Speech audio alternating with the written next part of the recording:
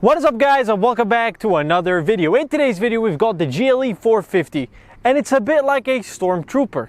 It's white. And as usual, the things we're going to do today are we're going to take a look at the engine, then the looks, then the luxury, and finally performance, where I take this family SUV out and don't do not so family friendly things to it. The GLE 450 comes with a 3-liter 6-cylinder turbo engine with mild hybrid, and it'll make 375 horsepower and 369 foot-pound of torque, doing 0 to 60 in just 5.4 seconds, which for the size and weight of this car, it's actually pretty impressive.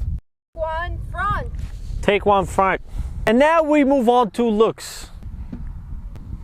This is better? Ah, that's cringe. And now with the engine out the way, we move on to looks. So I've spent a bit of time with this car, and at first I thought it was going against humanity, but you know what? I think it is fine now looking at it again. The front end is very nice, very classic and neat. And the side, well, very big. Nice rims though. I wouldn't say stylish because they obviously left that to the GLE Coupe, which is a completely different story. And the rear looks like my sister when I show her something. She's always squinting. She's got bad vision. Comes to the trunk, you can open it with the little button there, and it's not going to stop. I don't know why I did that.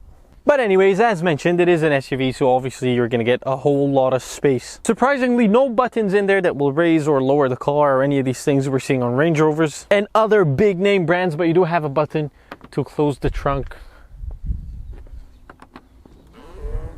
that says stop, which is kind of strange.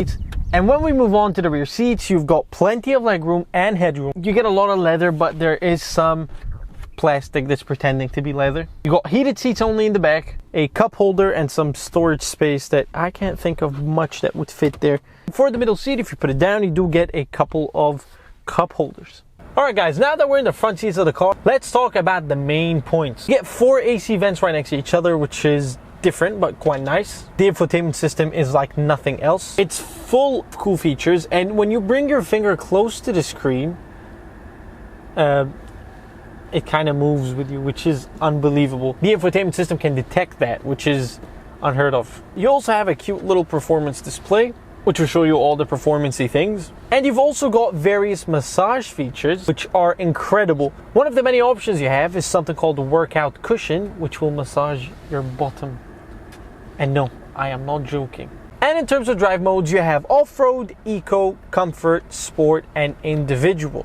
The dashboard doesn't change with the different drive modes, but you can do that yourself by simply going back and going all the way to designs and display. Then you'll have understated, progressive, sport, and classic. And understated has got this little cool thing, which it will just show you your speed and what time it is. You get many options on the steering wheel. I'm pretty sure you guys know all about these. In other words, I don't. You also get a full panoramic roof with only the front window that opens up, which is also extremely nice. Alright guys, now that we've covered the interior of the car, let us go out and test the performance. So we'll put it in sport mode and then we'll launch it and then we'll just drive it around and see what it's like. Alright guys, so here it is. The car is in sport mode, brakes in all the way, 2,200 RPM. It's very aggressive off the start, but in all fairness, it is an SUV and it is kind of a family SUV, and it is the GLE 450, not the 53 or the 63. But it's quick. Doesn't quite have the torquey kick that other SUVs have. And coming around a big corner here, the car is still in sport mode. It leans a lot.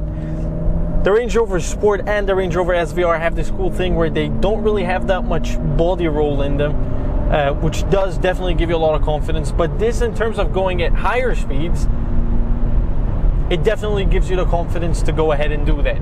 We put the car in eco mode, but before we get to doing that, here's another big roundabout. I mean, yeah, it's definitely not a good handling vehicle at all.